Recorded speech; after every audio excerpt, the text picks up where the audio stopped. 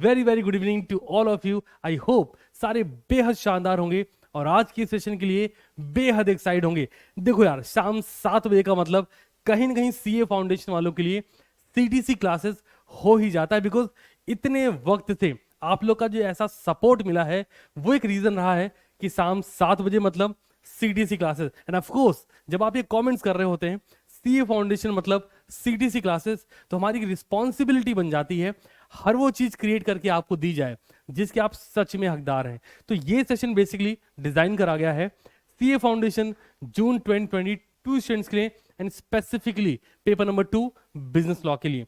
तो इस सेशन में दो बातें हम डिस्कस करेंगे। उससे पहले आप यहां देख रहे होंगे, आप ये जानने में बेहद इंटरेस्टेड होंगे, सर क्या बिजनेस लॉ एक स्कोरिंग सब्जेक्ट है? The answer is big big yes. बहुत ज्यादा नंबर स्कोर करे आते हैं। मतलब मैं ये भी कह सकता हूं, प्राउडली कह सकता हूं, अकाउंट सीखो के बाद अगर कोई सब्जेक्ट अगर आप मैथ बैकग्राउंड से नहीं बिलोंग करते, जो सबसे ज्यादा स्कोर करा सकता है वो बिजनेस लॉ है। सो इस पूरे सेशन में हम दो टॉपिक डिस्कस करने वाले हैं। टॉपिक नंबर 1 हमारा होने वाला है reason behind failure specifically in business law, ठीक है जी। और सेकंड नंबर पे हम बात कर रहे होंगे चैप्टर वाइज टेस्ट सीरीज की। नहीं, तुम्हारा ध्यान इस पर गया होगा, I know very well, but still है ना, जो बातें करने वाला बहुत फोकस्ड होकर सुनिएगा। एंड आई नो कि आपका टाइम बहुत ही क्रूशियल है, ये रीजन है। मैक्सिमम चीजें हमने ऑलरेडी रिटन डाउन कर दी हैं, पिन डाउन कर दी हैं, तो बस आप देखो समझो, बट याद रहे कि आप सीटीसी क्लासेस पे आए हो, चीजें लिख कर ही पढ़नी है। आइए शुरुआत करते हैं। सबसे पहली बात sir, reason behind failure in business law. तो जो सबसे बड़ा रीजन है वो sir lack of written practice है। मतलब वो लिखकर प्रैक्टिस नहीं होती। अब आप सोचोगे हमें कैसे पता? बड़ा सिंपल लॉजिक है। रिसेंटली हमने लिया चैप्टर वाइज टेस्ट सीरीज और इसमें इंक्लूड करा हमने इंडियन कॉन्ट्रैक्ट एक्ट 1872 की यूनिट 1 एंड 2 एंड 3 को, है ना। और हमने लिया पेपर, वीडियो को देखा, 5 या 10,000 नहीं, शायद 5 to 7,000 के अप्रॉक्स डेटा है। एग्जैक्ट डेटा सेकंड का टाइम दे दीजिए, अभी पता लगा लेते हैं सर, है ना। कहा है जी, ये रहा सर, 6,000 बच्चों ने देखा है। डेटा वाइज चलते हैं, क्या ही दिक्कत है। तो 6,000 बच्चे जब वीडियो देखते हैं और पेपर को डाउनलोड कितने बच्चों ने करा है ये भी देख लेते हैं। डेटा सारा आपके सामने होगा। पेपर डाउनलोड कर चुके 8,668 स्टूडेंट। हम एजम्पशन रख लेते हैं 8,500। मान लो 100 बच्चे कुछ ऐसे ही होंगे, है ना, नहीं पढ़ना चाह रहे। 8,500 बच्चे पेपर को डाउनलोड करते हैं, बट कमेंट सेक्शन में जो फीडबैक देते हैं वो 200, 300, 400, 500 के बाद फिनिश ऑफ, है ना। और रिगार्डिंग द पेपर तो ओए होए होए, बात ही क्या करनी, तुम समझदार हो। सेकंड नंबर पे लॉ की वर्ड मीनिंग के बारे में वो डिस्कस नहीं कर रहे हो, तो अलग से चार्ट शीट बनी नहीं होती जहां वे सीख सकें। अब अगर आपका प्रॉपर फीडबैक रहा इस वीडियो की कमेंट सेक्शन में, दो बातें मैं अभी अनाउंस कर रहा हूं। पहला, हफ्ता बीतने से पहले फ्यूचर से स्लॉट 2 के बारे में मैं प्लान कर सकता हूं। दूसरा, बिजनेस लॉ का एक ऐसा सेशन आप लोग के लिए रखा जाए जहां पर स्पेसिफिकली जितने भी लॉ के वर्ड्स हो सकते हैं, जितने भी का मतलब पता है, वो कंपनीज एक्ट हो, पार्टनरशिप एक्ट हो, सेल ऑफ गुड्स एक्ट हो, एलएलपी हो, कॉन्ट्रैक्ट एक्ट हो, सभी का स्पेसिफिक लॉ के वर्ड्स। आज से पहले जो सेशन मैंने किया भी होगा वो बहुत अधूरा होगा, हमेशा बोलता रहा हूं, we are on expansion mode. तो ऐसे स्टेटमेंट, ऐसे वर्ड्स कि क्या एग्जैक्ट मीनिंग होने चाहिए, क्वेश्चन में आइडेंटिफाई कैसे करोगे, ये मैं प्लान ऑफ कोर्स कर सकता हूं।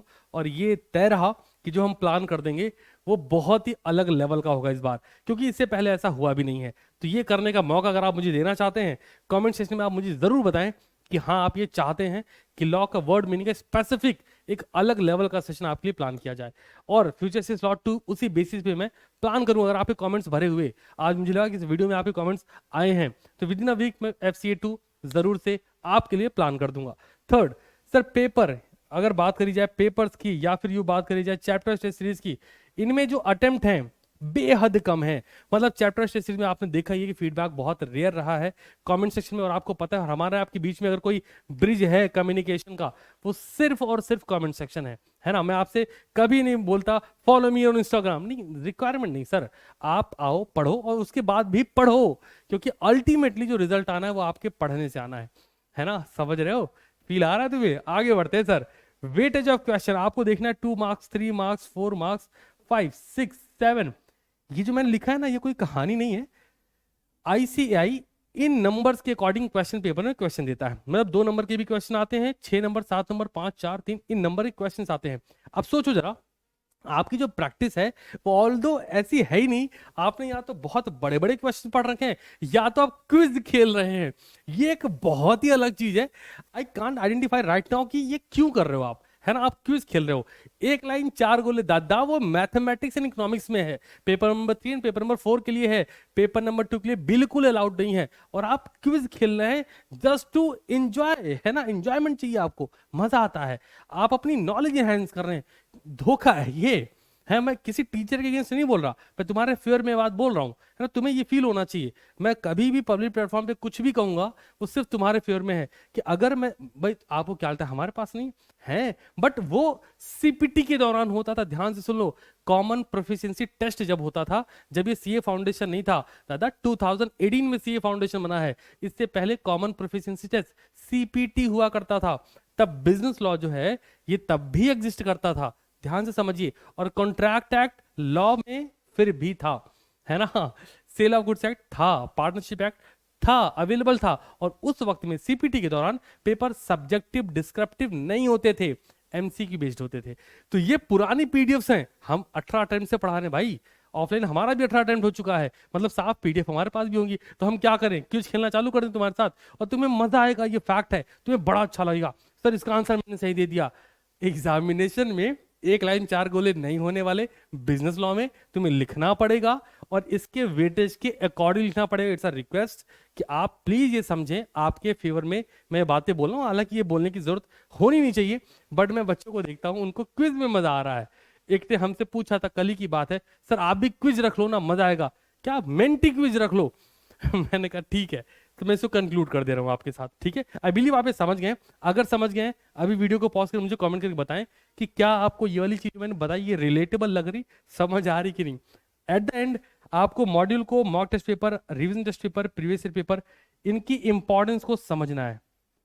मेरे आप आज के, जब मैं फर्स्ट टाइम 2019 में यूट्यूब पे आया, आप तब मेरा कोई वीडियो जो गाइडेंस रिलेटेड उठा के देख लो, तब भी मैंने यही बात बोली होगी, आज तक यही बात बोलता आ रहा हूं।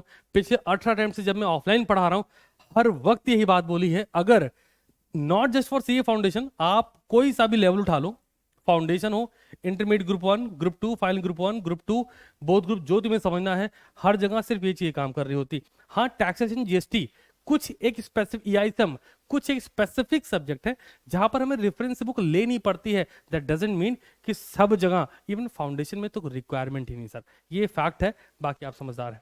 सो ये मैंने आपको बता दिया कि ये वो रीजन है, प्लीज इनसे आप थोड़ा सा दूर हटें। और अगर आपके पास अपना कोई पर्सनल एक्सपीरियंस है कि आप, अगर आप रिपीटर हैं और आप लॉ में आपके मार्क्स कम आए थे या फिर आप फेल थे, प्लीज कमेंट सेक्शन में जरूर से शेयर करिए। बिकॉज जो नए बच्चे, जो फ्रेशर हैं, उनको शायद से बड़ी मदद मिल जाएगी। या फिर जो बच्चे गलती से पास कर गए थे किसी इंडिविजुअल और सब्जेक्ट में, लॉ में नहीं, किसी और सब्जेक्ट में फेल कर गए हैं, उन्हें वापस से पेपर देने को मिल रहा है, तो आप प्लीज कमेंट जरूर से करें कि आपका क्या रीजन रहा है कि अगर आपके लॉ में 60 नंबर से भी कम है तो वो कम है, इसमें कोई दो राय तो है ही नहीं। और अगर नंबर कम है तो कमेंट करके जरूर बताएं आपको क्या लगता है कि आपका क्या रीजन रहा है। और मैं वापस से क्लियर कर रहा हूँ, इस बात बार बार बोल रहा हूँ कि अगर आपके आज फीडबैक अच्छे रहे तो उस बेसिस पे ये 2 चीजें, एक तो फ्यूचर से स्लॉट 2, और दूसरा एक ऐसा सेशन आपके लिए प्लान कर दिया जाएगा, बहुत ज्यादा अमेंडेड होगा, और उस सेशन के बेसिस पे आप अपने बिजनेस लॉ की जर्नी को और ज्यादा मजबूत कर पाएंगे। अब एक इंपॉर्टेंट बात, सेकंड पार्ट जो मुझे आपसे डिस्कस करना है, आई बिलीव आपने ये कल वाला वीडियो जरूर से देखा होगा। तकरीबन 7,700 से ज्यादा बच्चों ने देख लिया है। नहीं देखा अभी मौका है, देख लीजिए, बिकॉज कल रहेगा संडे। और ऐसा नहीं संडे को मुलाकात आपसे नहीं होगी, संडे भी मुलाकात करूंगा, इसी फॉर्म में करूंगा, ठीक है जी। आइए बढ़ते हैं आगे। सेकंड पार्ट जो मुझे आपसे डिस्कस करना था वो था चैप्टर टेस्ट सीरीज सॉल्यूशन। कुछ बच्चे सोचेंगे ये डबल एस लिख दिए सर, बच्चे गलती नहीं हुई है प्लान्ड है, चैप्टर टेस्ट सीरीज सॉल्यूशन। तो रिसेंटली जो हमने आपको इंडियन कॉन्ट्रैक्ट एक्ट का टेस्ट लिया था, उसका हिंटेड सॉल्यूशन है ना, ये सॉल्यूशन आपको दे दिया जाएगा टेलीग्राम पे। सिंपली आप जाएंगे टेलीग्राम पे, सर्च करेंगे, कहाँ गया भाई, ये रहा सीटीसी क्लासेस, जहां पर ये पेपर अभी भी अवेलेबल है और बाकी सारी चीजें हैं। तो यहाँ पे आप जाएंगे, सर्च कर लेंगे, और याद रहे मैं वापस से क्लियर कर रहा हूँ, आप मुझे कमेंट सेक्शन में जो जो बोला है उसके रिगार्डिंग कमेंट जरूर से कर दें, सो दैट मैं जरा आइडेंटिफाई कर पाऊं कि आपके लिए क्या बेहतर और किया जा सकता है। बिकॉज जून 2022 एक अलग लेवल का एग्जाम होने वाला है, ये एक सच है।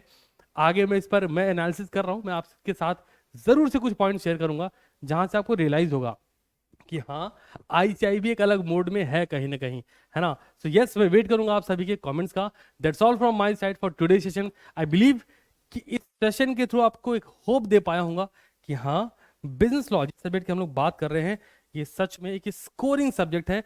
फेलियर के रीजन आपको बता चुका, अब मैं वेट करूंगा आप सभी कमेंट्स का। Thank so much for coming in this session, watching this class till the end. मिलता हूं बहुत ही जल्द, तब तक के लिए ख्याल रखें, शानदार रहें। और हाँ, सीए फाउंडेशन मतलब सीडीसी क्लासेस को ऐसा भर भर के प्यार देने के लिए दिल से शुक्रिया।